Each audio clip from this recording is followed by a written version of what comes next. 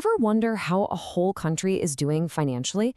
It's actually a lot like a personal health checkup, but instead of checking your blood pressure, we're looking at things like income, spending, assets, and debt. So let's dive right in and learn how to read the vital signs of a nation's economy. It's a massive question, right? But at its heart, it comes down to the same thing you do with your own budget. You've got to track what's coming in and what's going out. The scale is just, well, it's a little bigger.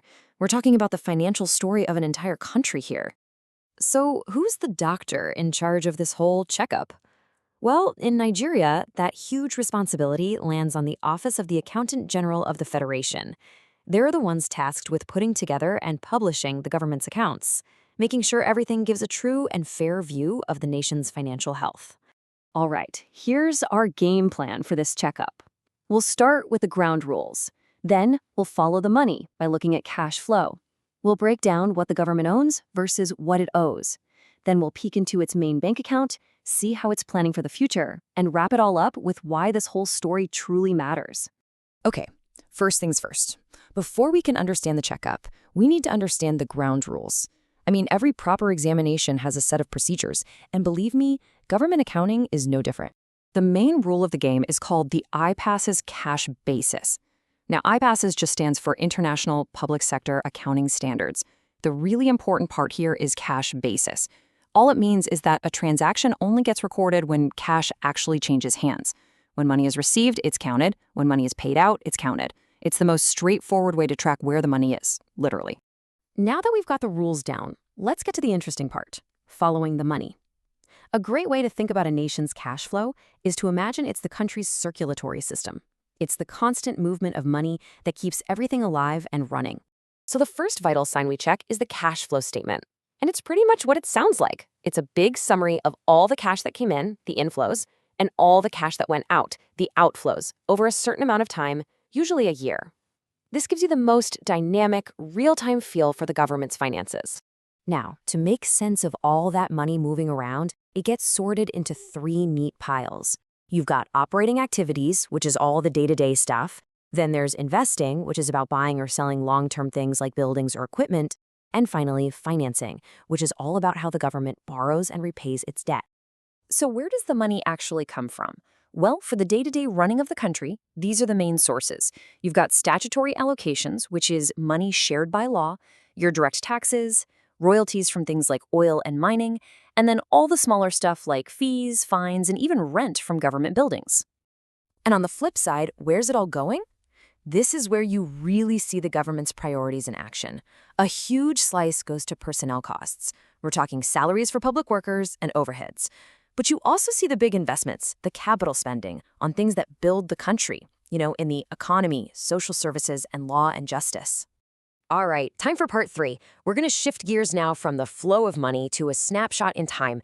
You can think of this next part as the nation's financial body scan, a super detailed picture of its entire structure at one specific moment.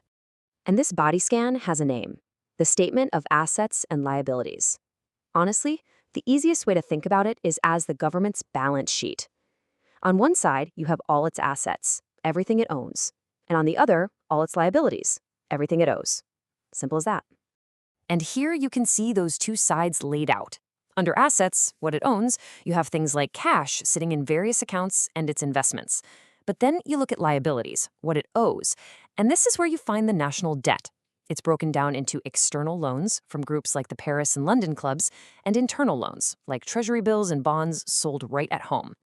Next up, let's take a look at the main operational account. If the cash flow is the circulatory system, then this is the heart that's pumping all the blood. It's the daily energy source for the entire government. This central hub is officially known as the Consolidated Revenue Fund, or CRF. And this isn't just some random government bank account. Its importance is actually written into the 1999 Constitution. It mandates that pretty much every single piece of revenue the federal government collects has to be paid into this one main account. So what's this giant account being used for? Well, it covers all the day-to-day recurrent costs, like salaries and bills, and it's also used to pay back debt. But I want you to look closely at that last item, transfers to the development fund. That little line item is our direct link to the nation's future, and it's where we're headed next. That transfer we just mentioned, well, it leads us straight into our fifth section, funding the nation's future. This is where we move away from the daily grind and look at the government's long-term health plan, how it's investing in growth and building for tomorrow. And that money gets transferred into this, the Capital Development Fund. This is a special account with a single purpose, to pay for major long-term capital projects. We're talking about the big stuff here, the construction of roads, new schools, and hospitals, things that will serve the country for generations. Now, this fund doesn't just get money from one place. As we saw, cash gets transferred over from that main CRF account. But it's also topped up with new loans, both internal and external, plus grants and aid from other countries. And this is where that development money is put to work. You can see how the spending is broken down by different sectors.